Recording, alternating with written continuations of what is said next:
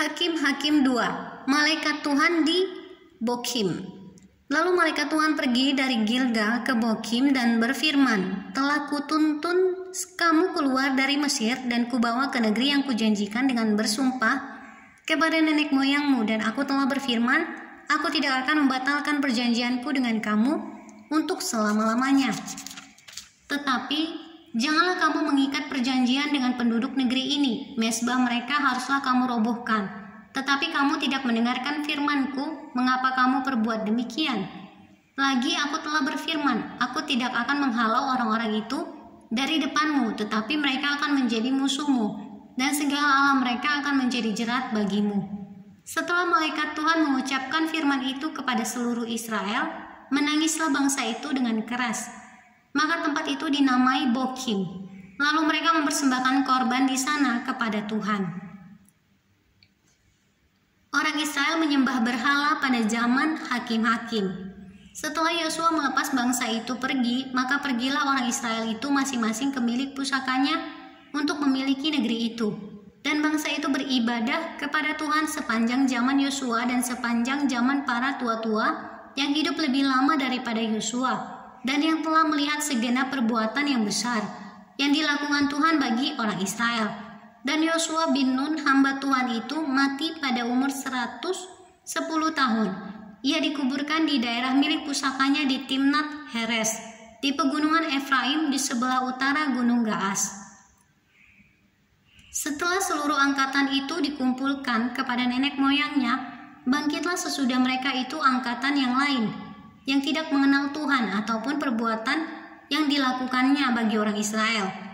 Lalu orang Israel melakukan apa yang jahat di mata Tuhan, dan mereka beribadah kepada para Baal.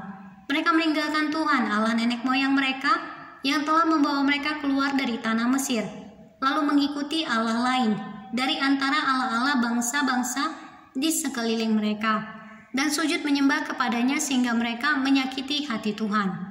Demikianlah mereka meninggalkan Tuhan dan beribadah kepada Baal dan para Asitoret. Maka bangkitlah murka Tuhan terhadap orang Israel. Ia menyerahkan mereka ke dalam tangan perampok dan menjual mereka kepada musuh di sekeliling mereka, sehingga mereka tidak sanggup lagi menghadapi musuh mereka. Seringkali mereka maju, tangan Tuhan melawan mereka dan mendatangkan malapetaka kepada mereka, sesuai dengan apa yang telah diperingatkan kepada mereka oleh Tuhan dengan sumpah, sehingga mereka sangat terdesak. Maka Tuhan membangkitkan hakim-hakim yang menyelamatkan mereka dari tangan perampok itu. Tetapi juga para hakim itu tidak mereka hiraukan, karena mereka berzinah dengan mengikuti Allah lain dan sujud menyembah kepadanya. Mereka segera menyimpang dari jalan yang ditempuh oleh nenek moyangnya, yang mendengarkan perintah Tuhan, mereka melakukan yang tidak patut.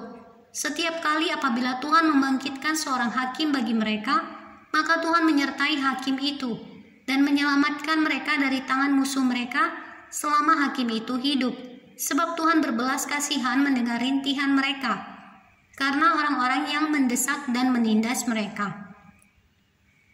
Tetapi apabila hakim itu mati, kembalilah mereka berlaku jahat, lebih jahat dari nenek moyang mereka, dengan mengikuti Allah lain, beribadah kepadanya dan sujud menyembah kepadanya. Dalam hal apapun mereka tidak berhenti dengan perbuatan dan kelakuan mereka yang tegar itu.